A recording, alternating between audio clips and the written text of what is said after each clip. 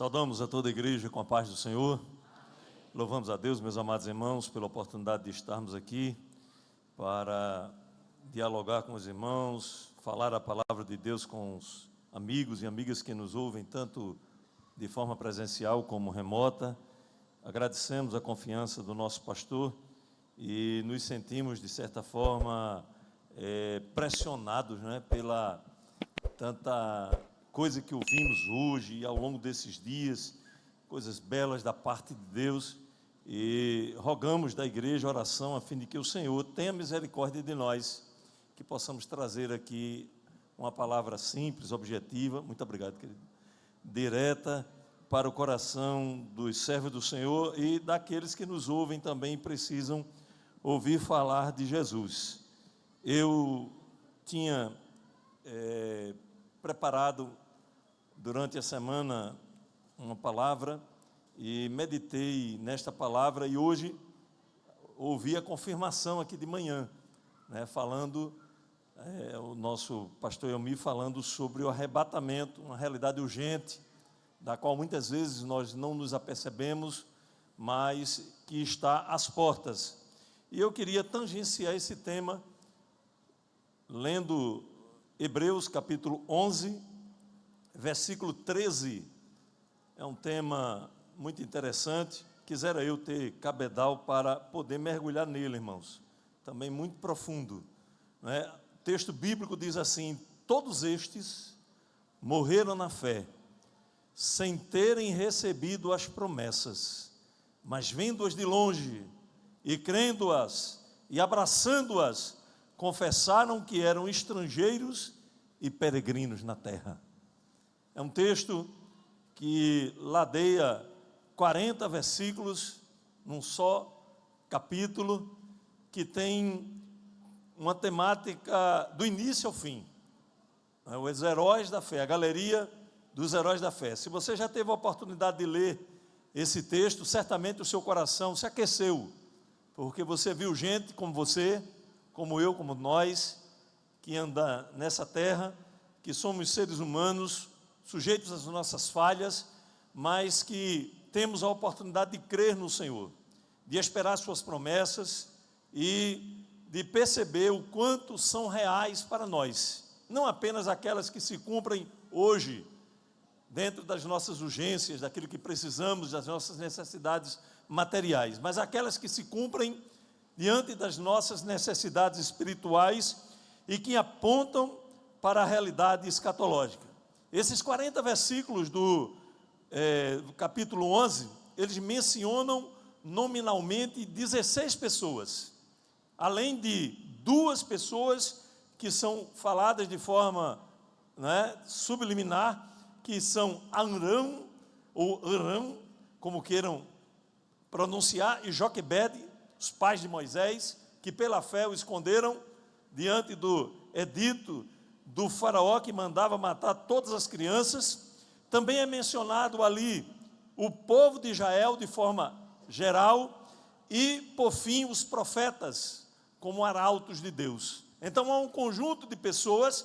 Esta lista não é uma lista exaustiva, porque nós temos pessoas que são singulares no Velho Testamento e não são mencionadas. Eu lembraria aqui, por exemplo, Davi, eu lembraria aqui Samuel, eu lembraria Jó. São pessoas que a biografia não deixa dúvidas que são homens de Deus, pessoas que andaram com o Senhor, que tiveram uma fé exemplar, mas não são mencionadas.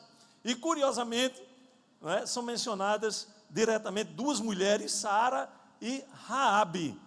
E pasmem os senhores e senhoras, o texto se dará ao trabalho, e isso tem uma razão de ser, de dizer que ela era uma meretriz. E de fato é o que era, na cidade de Jericó, até que foi salva pelo Senhor e contada dentro da genealogia de Jesus. Aquela mulher que não tinha nome, não tinha reputação, não valia nada do ponto de vista social, era um mero objeto, agora passou a fazer parte da genealogia do Mestre. É assim que Deus faz. Amém, meus amados irmãos? Então nós temos aí diversos personagens que são mencionados. Essa lista como eu disse, é uma lista que não é exaustiva. O próprio escritor, aqui no versículo 32, ele diz: que mais direi? Faltar-me-ia o tempo. Ou seja, eu não posso esgotar a lista de pessoas que poderiam ser citadas nessa galeria. Mas aí eu, num primeiro momento, faço uma pergunta para os irmãos que aqui estão. O que é um peregrino? O que é uma pessoa que está peregrinando? Esse termo é tema de muitos hinos, não é? Quisera eu ter uma boa voz para citar talvez alguns aqui, mas nós temos vários hinos que tratam da temática do peregrino, e o escritor aos Hebreus, ele utiliza 3 termos gregos muito interessantes. Me permita citá-los aqui. Primeiro é xenos, que é um estranho, uma pessoa de fora, alguém que chega no meio de um determinado povo e se instala ali. Ele também fala de parepidemos.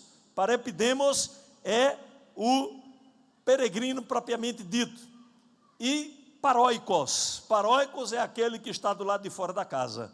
Você tem o oikos e tem o paróikos, que está gravitando ao redor da casa.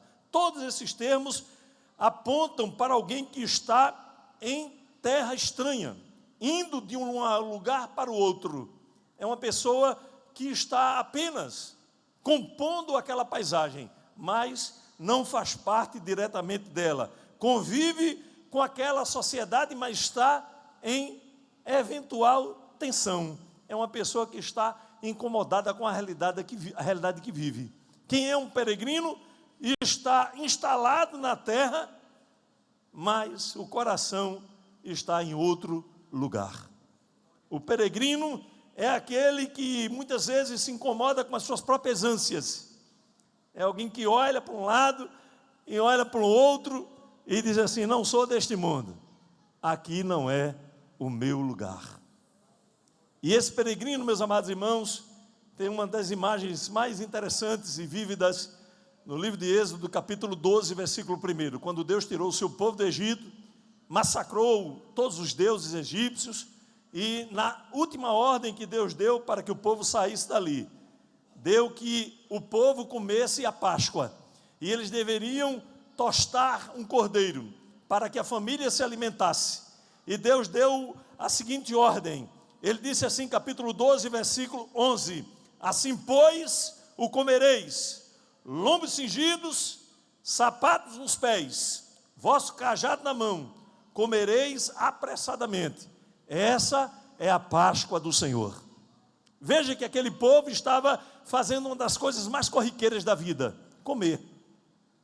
A maioria de nós, se não todos, já comeu aqui pelo menos 3 vezes. Já teve gente até que comeu 5, porque lanchou aí no meio da tarde. E já tem gente pensando no que vai comer quando sair daqui. Coisa corriqueira, vocês vão comer. Agora vocês vão comer apressados, porque Deus está chamando vocês para um outro lugar.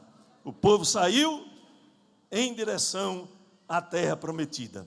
E aí, me permita falar aqui no capítulo 11 do livro de Hebreus. Nós não vamos sair desse texto.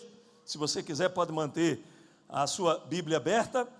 E nós vamos estabelecer aqui, de forma provisória, né, essa lista. Não é uma lista exaustiva, terminativa, é apenas para que nós reflitamos nas colocações que foram feitas pelo escritor aos Hebreus, do estatuto do peregrino.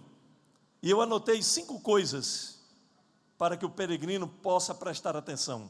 Em primeiro lugar, nunca se acomode. Esteja sempre incomodado. No dia que você se acomodar, alguma coisa errada está acontecendo. Nós podemos ser elogiados pelo mundo. Eles podem olhar para nós e ver o nosso trabalho evangelístico, a nossa garra num trabalho social, a maneira como nos portamos, mas nós vamos ser sempre alguém que é um estorvo, é uma pessoa que está mal colocada. Eu gosto dele, ele trabalha bem, é competente, mas tem um quê assim, um negócio meio diferente. E esse sentimento, irmãos, é muito importante. Quando Paulo escreveu aos peregrinos, não é, lá escrevendo a Timóteo, ele diz assim: olha, ninguém que milita se embaraça nos negócios desta vida, a fim de agradar aquele que o alistou para a guerra. O peregrino não tolera o pecado, não transige, não compactua com o erro. Ele está incomodado com o pecado que vê ao redor, cheira mal nas suas narinas. Ele olha e diz assim: olhe, nada disso eu estou me agradando. Eu não sei se os irmãos já tiveram a oportunidade de ter esse sentimento. Você vê as notícias, você vê o comportamento das pessoas ao redor e diz assim: eu não me encaixo no tipo de postura que eu vejo ao meu redor. Isso é maravilhoso, irmãos, porque nós não somos desta terra. Nós estamos preparados para viver num outro mundo, aonde existe uma santidade perfeita, e Deus está criando, cuidando, fazendo com que um povo amadureça, para que possa ouvir o toque da trombeta. E só vai ouvir o toque da trombeta quem tiver esse sentimento de pertencimento ao céu, embora esteja na terra. Um peregrino, irmãos, ele não espera nada desse mundo. Ele não espera que o mundo o aceite, por exemplo. Ele espera que o mundo tenha exatamente esse tipo de comportamento. Comportamento no máximo. Ele pode fazer interações de sobrevivência, como comer, como amar, como viver, como ter uma cultura, como transitar nesse mundo de modo passageiro e estritamente dentro do necessário. O peregrino, ele está incomodado, ele não se acomoda, porque ele sabe que não está aqui para ficar nesta terra, está aqui para habitar no céu. Em segundo lugar, meus amados irmãos, o peregrino sabe que a realidade é transiente, muda do dia para a noite e muda muito rápido. Os ciclos se sucedem. Num dia você está no vale e no outro dia você está no monte. Você sabe que depois da tempestade vem a bonança, depois da noite vem o dia. Mas tudo muda, e muda de forma tal que você não consegue muitas vezes controlar. O céu, irmãos, e o sol da Mesopotâmia não é o mesmo em Ur dos Caldeus, em Siquém ou na terra prometida. Muda rapidamente. Nós temos que entender que a única realidade é a mudança. No dia há um conjunto de ameaças, no outro o conjunto de ameaças mudou radicalmente. E nós temos que compreender, irmãos, que tudo isso faz parte do plano de Deus, porque Deus é um Deus que sabe que a nossa vida é feita de sobressaltos. Mas nós temos que entender que faça chuva ou faça sol, estejamos no vale ou estejamos no monte, o Senhor nosso Deus está conosco. O Deus de Jacó é o nosso refúgio. Às vezes, nós nos alegramos num dia e no outro estamos tristes. Capítulo 6 do livro de Josué, só para citar a história de Raabe, termina com a grande vitória sobre Jericó. Muros intransponíveis caíram ao chão quando o povo de Deus bradou 13 vezes. O Senhor fez bradar a sua voz e deu a vitória ao seu povo. No capítulo seguinte, a tristeza se instala em Israel, porque a ordem do Senhor foi transgredida e Deus permitiu que o povo caísse diante do exército de Ai. Então é assim que é a nossa vida. Peregrino sabe, meus amados irmãos, que a única certeza, a única coisa que não muda é a palavra de Deus que permanece para sempre. Aquilo que o Senhor declara permanece de pé, haja o que houver. Eu fico ensimesmado quando eu leio o capítulo 6 de 2 Coríntios, versículos 9 e 10. Como desconhecidos, mas sendo bem conhecidos. Como morrendo, e eis que vivemos. Como castigados e não mortos. Como contristados, mas sempre alegres. Como pobres, mas enriquecendo a muitos. Como nada tendo e possuindo tudo. Essa é a contradição do peregrino, cuja vida está em constante mudança. Em terceiro lugar, meus amados irmãos, o peregrino é alguém, e eu quero reforçar esse ponto, que anseia pela pátria celestial.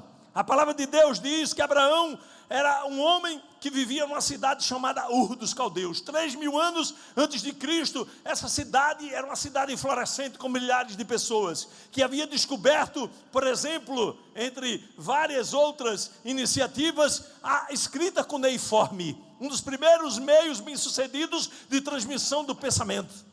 Era uma coisa fantástica para a época. Para nós talvez não tenha nenhuma importância. E Abraão estava no meio de toda essa tecnologia e transformações sociais, quando ele ouviu uma voz que bradou no meio de tantos outros deuses: sai da tua terra e da tua parentela para uma terra que eu te mostrarei. E a palavra de Deus diz que Abraão saiu sem saber para onde ia. Ora, meus amados irmãos, não tem Waze, não tem astrolábio, não tem bússola, não tem mapa, não tem nada. Abraão sai no meio de um deserto com a sua esposa, com o seu sobrinho e alguém da sua parentela e o seu pai. Mas Deus estava guiando Abraão. Por onde Abraão passava, era exatamente os passos que Deus havia determinado para ele. Ele ia andando, e a palavra de Deus diz que ele ia bem-sucedido. Isso é uma coisa fantástica. Abraão não saiu com um saco de dinheiro de Ur. Abraão não saiu com um grande empreendimento, uma grande descoberta, uma grande iniciativa. Um empreendimento que poderia ser a necessidade de todo mundo. Abraão fazia o que todo mundo fazia, criava gado. Mas a palavra de Deus diz que Abraão ia muito rico. O Deus que enriquece, ele não precisa de nenhuma circunstância humana. Ele não precisa de nenhuma engenhosidade humana. Ele simplesmente dá, porque ele tem o poder nas mãos de fazer as coisas acontecerem. Sai da tua terra, da tua estabilidade. Sai da tua parentela, da tua herança. Olha, Abraão, você está seguro. Sai disso aí. E em terceiro lugar, saia da casa do seu pai, da reputação, para uma terra que eu vou te mostrar. E Abraão, pela fé, irmãos, fez tudo isso, perdeu a estabilidade, perdeu a herança, perdeu a reputação que ele tinha em Ur. Segundo os escritos rabínicos, era produtor de ídolos, fabricante de ídolos, dava dinheiro, porque o politeísmo estava em voga. Saiu disso tudo para o nada, e lançou-se nas mãos do Deus eterno, olhando para o sol e para a terra, para o sol e para a terra, e Deus estava na frente do seu servo, guiando, ao ponto de trazê-lo, irmãos, como pai da fé, e dar a ele uma tão grande prole, que é maior do que as estrelas do céu e as areias do mar. Que coisa! Somente Deus é capaz de fazer isso. Mas o mais interessante sobre Abraão está dentro do capítulo 11, a palavra de Deus diz que ele saiu, irmãos, fazendo a vontade de Deus, pela fé. Foi contado como pai da fé, como eu já falei. Mas sobretudo, ele habitou em cabanas com Isaque, o seu filho, esperando a cidade que vai descer dos céus. Abraão podia ter importância política, importância social, importância econômica. Era um homem que em dado instante tinha 318 servos. Quem de nós teria 318 empregados? Bem poucos. Talvez nenhum, me permitam, sem nenhum assodamento. Mas aquele homem podia dispor de um contingente tão grande como esse. Mas ele possuía como se não tivesse nada, porque ele sabia que as coisas desse mundo passam. Mas Deus havia prometido para ele um descanso, numa terra onde nada passa, onde o ladrão não rouba, onde a traça não come, onde dinheiro não vale nada, onde ouro está no chão, onde as bases da cidade são feitas de pedras preciosas, porque essas coisas não têm nenhum valor diante do eterno Deus, que está sentado no trono e governa sobre tudo. Abraão sabia que os seus pés estavam na terra das peregrinações, mas o seu coração estava diante desse trono. E isso é fenomenal, meus amados irmãos. Em quarto lugar, abrace as promessas pela fé. Eu sei como é difícil orar e não ver resposta. Na vida de Abraão aconteceram algumas vezes isso. Quando Ló separou-se dele e foi para as campinas de Moabe, que pareciam tão verdejantes e aprazíveis para um rebanho, Abraão ficou chutando pedras. É essa exatamente a expressão do texto, chutando pedras, como quem diz assim: e agora? O que é que vai acontecer comigo? Aí Deus disse: onde tu puseres a planta do teu pé vai ser bênção, porque eu estou contigo. Aleluia, glória ao nome do Senhor nosso Deus. Mas eu também citaria aqui, irmãos, um dos grandes líderes de Israel, se não o maior, Moisés. Um homem que liderou o seu povo, escolado no deserto, 400 quilômetros do Egito, em Midian. Deus guardou, levou, protegeu, depois trouxe para ser o líder que ia tirar o povo do Egito e levar para a terra prometida.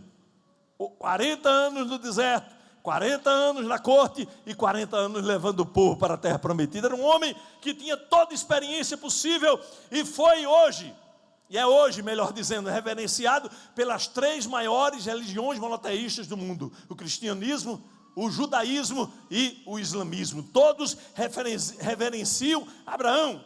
Ele recebeu a incumbência de levar o povo para a terra, povo duro, de dura cerviz. Todos sabemos dos percalços que ele enfrentou para levar esse povo até a terra prometida. Tem sido repetido, várias vezes nas pregações que ouvimos nas nossas igrejas. Mas, meus amados irmãos, esse homem agora chega no momento em que a sua jornada termina, e Deus leva ele para um monte Nebo. Geograficamente é um monte que dá para ver a terra toda espraiada. E o texto diz assim, olha só o que é que diz o texto da palavra de Deus. Capítulo 34 de Deuteronômio, versículo 4. Esta é a terra que jurei a Abraão, Isaque e Jacó, dizendo: a tua descendência darei, eu te faço vê-la com os teus olhos, mas você não vai entrar lá. Era um homem, irmãos, que tinha feito tudo, levado o seu povo às últimas consequências para a vitória, mas Deus havia proibido ele de entrar na terra. Mas o que me chama a atenção é que Abraão estava ali, Moisés estava ali abraçando a terra. Deus estava dizendo: olhe, de um lado a outro, eu tenho dado essa terra para o povo que você trouxe até aqui. Abrace essa terra pela fé, mas você não vai entrar lá. E Abraão abraçou aquela bênção. Deus havia sido fiel, cumpriu a sua palavra, embora ele não pudesse entrar. Era um capricho do Senhor.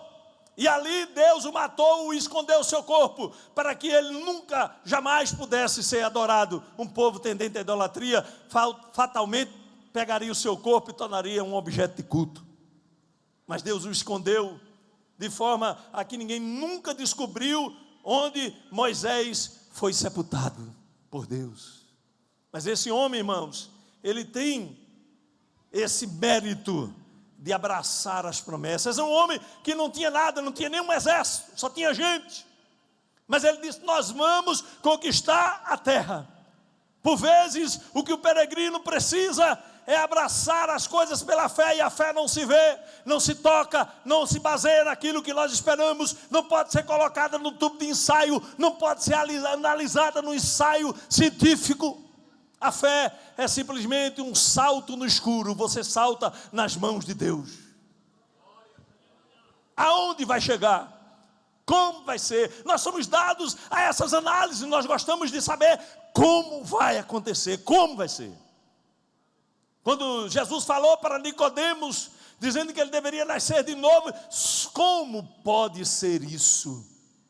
Eu sou dado, Jesus, a análises bem detalhadas, você precisa dar o passo a passo de como essas coisas acontecem. Mas Jesus disse para aquele homem: o vento sopra aonde quer, e tu ouves até a sua voz, mas tu não sabes de onde vem e nem para onde vai. Assim é todo aquele que é nascido do Espírito. Deus faz um convite para você e diz: meu filho, me siga, esteja comigo, eu vou estar do seu lado. As coisas vão dar um tanto quanto desconcertantes para você, mas você precisa crer e confiar que vai dar tudo certo no final, porque é lá no final que o nome do Senhor nosso Deus será louvado. Nós também devemos lembrar neste tópico de Raabe, recebeu os espias, capítulo 1, capítulo 2, salvo engano, de Josué, né, capítulo 2, recebe os espias, e os espias vão espiar a terra, analisar para dar o relatório a Moisés, e ela diz assim: olha, nós já sabemos que Deus tem entregue Jericó nas vossas mãos, mas é uma cidade que tem duplos muros, exército preparado, rei experimentado, mas não tem nada disso, porque do jeito que vocês vieram chegando aí, não tem para ninguém, porque Deus está com vocês. Quando os espias saíram da casa de Raabe, preste atenção nesse detalhe, por favor. Não foi quando o exército de Israel estava cercando a cidade, não foi quando o povo estava rodeando e os muros tremendo para cair. Foi quando os espias saíram da casa dela. Ela estendeu um cordão vermelho na janela e disse: poupem a minha família, quando vocês chegarem aqui, nós estaremos reunidos, porque Deus entregará a cidade nas vossas mãos, e o lugar onde eu habito, eu sei que não vai cair. Pode cair a muralha todinha, mas o lugar onde eu estou não vai cair, porque Deus vai me guardar. Isso é abraçar as promessas pela fé. Aquela mulher não tinha nada, absolutamente nada, irmãos. Não tinha sequer uma escritura, um documento assinado pelos espias dizendo: nós vamos poupar você e a sua família. Mas ela tinha fé. É a fé que empodera o peregrino. Deus não está preocupado com o seu nome, a sua reputação social, se você vem de uma família que tem influência na cidade, se você tem muito dinheiro no banco. Deus não está preocupado com quantos likes você recebeu hoje, ou na última postagem, quantos seguidores você tem. Deus está querendo sondar o teu coração e ver se lá tem fé. Duas palavrinhas, duas letrinhas: fé. Se tem fé lá, as coisas vão mudar. A realidade de Raabe mudou, ela abraçou a nova vida e se tornou, irmãos, uma participante da genealogia de Jesus. Teve gente tão importante que não entrou naquela genealogia, mas Raabe entrou, porque ela teve fé, fez a diferença. Nós temos que lembrar ainda de Noé, um homem que recebeu a promessa de que a terra seria destruída com água quando nem chovia. Era um vapor que subia da terra, havia condições atmosféricas perfeitas para isso, regava as árvores com o seu orvalho e tudo crescia, mas não chovia, e ele recebeu a promessa, e ele decidiu crer, construiu uma arca, dizendo que Deus destruiria a terra, e todo mundo dizia que ele era um louco. Para quem estava aqui de manhã, que ele era um otário. Você é um otário. Como é essa loucura de que vai chover? Nunca choveu. É assim que a igreja muitas vezes é entendida, irmão. Nunca Jesus voltou. Nunca vi uma história de alguém ser arrebatado, transformado, morar num céu eterno. Isso é impossível. Tem até um ditado popular muito antigo que já caiu em desuso, que quem come farinha não vai para o céu. Mas a realidade, meus amados irmãos, é que veio o dilúvio e destruiu a terra, e Noé salvou-se com a sua família. O povo de Israel deve também ser citado como alguém que acreditou nas palavras de Moisés, e é citado aqui no capítulo 11. O povo saiu da terra e seguiu Moisés. Não era muito fácil. Num dos episódios mais dramáticos, Israel está diante do mar. Tinha chegado a notícia lá no Egito, no WhatsApp de Faraó: o povo está perdido, não sabe para onde vai, nunca saiu do Egito para canto nenhum. Está todo mundo perdido no deserto. Junta, menino, o restante do exército, carros, cavalos e cavaleiros, porque agora é a hora de reconquistar esse povo todinho humilhado, porque estão perdidos e famintos. E o povo seguiu por um caminho que Deus tinha preparado, porque Deus é Deus de preparação. Ele alinhou o relógio diante de Moisés e disse: eu estou esperando você lá no caminho do mar. E a palavra de Deus diz que era barreira de um lado, barreira do outro, atrás vem um exército e na frente o mar. E Deus fez soprar naquela noite um vento oriental. Oh, aleluia! É coisa de peregrino, irmãos, abraçar as promessas pela fé. Deus disse a Moisés: ergue o teu braço. E quando Moisés ergueu o braço na terra, Deus ergueu o braço no céu. E quando Deus ergue o braço no céu, irmãos, as coisas complicam, porque Ele estendeu a sua mão. E a palavra de Deus diz, eu prestei bastante atenção nos detalhes em que eu estava meditando nesse texto, é fantástico. Diz a palavra de Deus: muro de água de um lado, muro de água do outro, e o povo atravessando a pés enxutos. Era todo mundo olhando como se fosse um aquário. Tem peixe de um lado, tem peixe do outro. A gente está andando na terra seca, mas aqui é lugar especial. Atravessaram o mar em terra seca, e quando o exército de Faraó quis fazer o mesmo, Deus desbaratou o exército e fez com que naufragassem todos os cavaleiros de Faraó. Detalhe da palavra, não me julgue, por favor. Diz assim: os egípcios que hoje vedes, nunca mais os verás para sempre. Deus decidiu aniquilar a memória daqueles que se aventuraram a conquistar o seu povo, porque Ele tinha determinado vitória. É nesse mesmo tom que Paulo, vendo a sombra,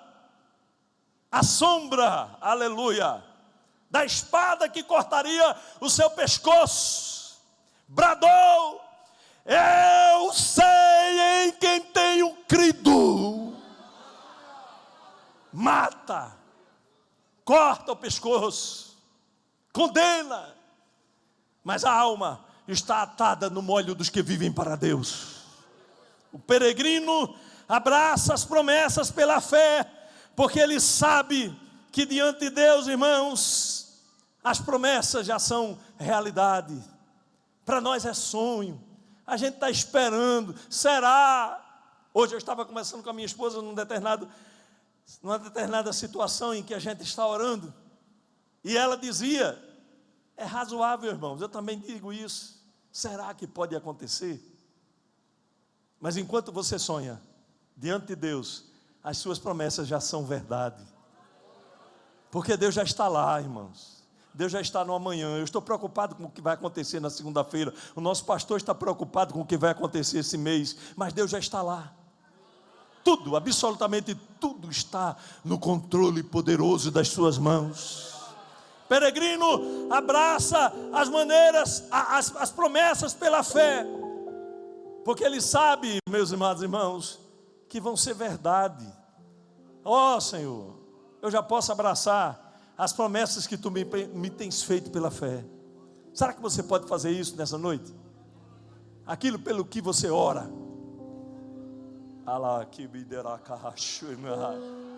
aquilo pelo que você chora, e eu sei como é impossível para você, como era impossível para Raabe, como era impossível. Quem sabe num momento assim, ela abria um cantinho do olho e dizia assim: será que vai acontecer mesmo?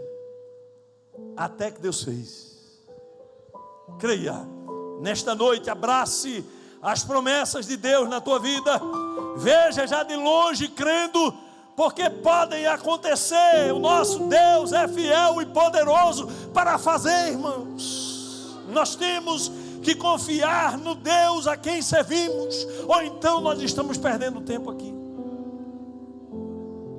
Ou cremos, ou nada. Nós só temos uma opção: crer no Senhor. A fé, ela se realiza no caminho, irmãos, que nós escolhemos. O passaporte, ele vai se tornando realidade pouco a pouco, até que a nossa peregrinação chegue àquele lugar que Deus tem escolhido para nós. Não se faz numa penitência, não se faz quando cumprimos paradigmas humanos, se faz quando nós saltamos na mão desse Deus insondável, eterno e poderoso. Em quinto lugar, busque conhecer o Senhor das promessas. O peregrino procura conhecer a Deus. não era um homem como você. Amou, comeu, dormiu, criou filhos, teve família, trabalhou.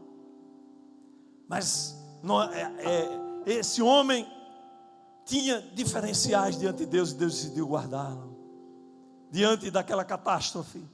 Enoque era um homem como nós, plantou, colheu, amou, teve filhos, teve uma vida de 365 anos, um ano e uma vida. Mas ele tinha um diferencial, andava com Deus. Em dado instante da jornada, Deus decidiu tomá-lo para si. Você não vai viver mais neste mundo, eu quero você pertinho de mim. Você optou por viver, a sua meta de vida é viver comigo. E um dia procuraram Enoque e ele tinha partido. E assim vai acontecer com a igreja do Senhor. Todos os que amam a sua vinda, como disse Paulo, todos os que amam a sua vida, que anseiam por esse dia, que têm esse incômodo, que procuram viver mais perto possível do Senhor, um dia estarão com Ele. Busquemos, irmãos, conhecer o Senhor nosso Deus. Cuidado com vãs filosofias. No templo de Delfos tinha uma inscrição na entrada: procura conhecer-te a ti mesmo. Mas a palavra diz diferente: conheçamos e prossigamos em conhecer ao Senhor.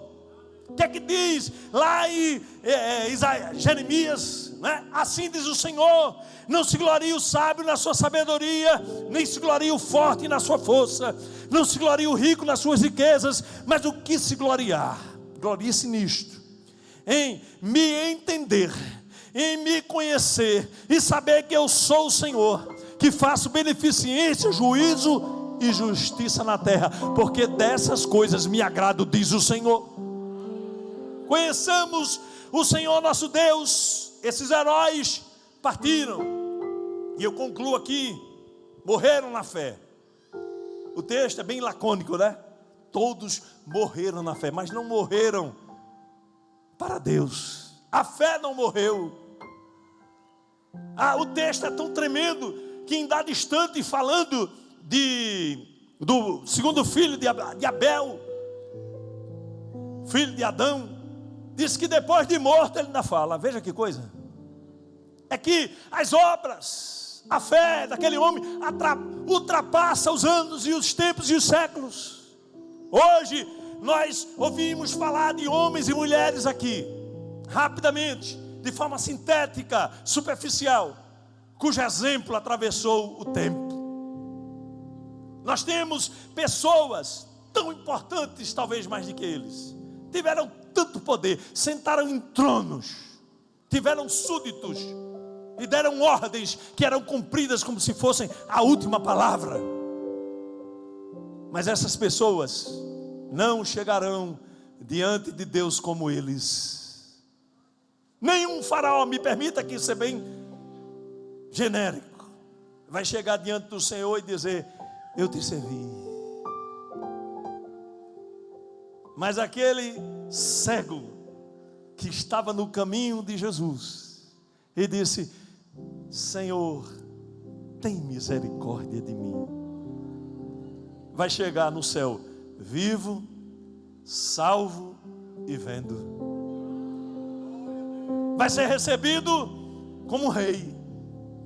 E ele dirá: vinde para o reino que está preparado desde a fundação do mundo. Que coisa maravilhosa é ser um peregrino. E o convite para você, meu amigo, não é para você ser o novo ganhador da loteria, da Mega Sena. Não é para você ser o prefeito da cidade, nem o governador do estado, muito menos o presidente. É para você ser um peregrino também. E a condição para ser um peregrino é crer em Cristo. Ele é o condutor dos peregrinos. Peregrinou como nós nessa terra, andou como nós, comeu como nós, interagiu como nós, teve empatia com quem precisava como nós. E um dia ele morreu e ressuscitou e está vivo para sempre.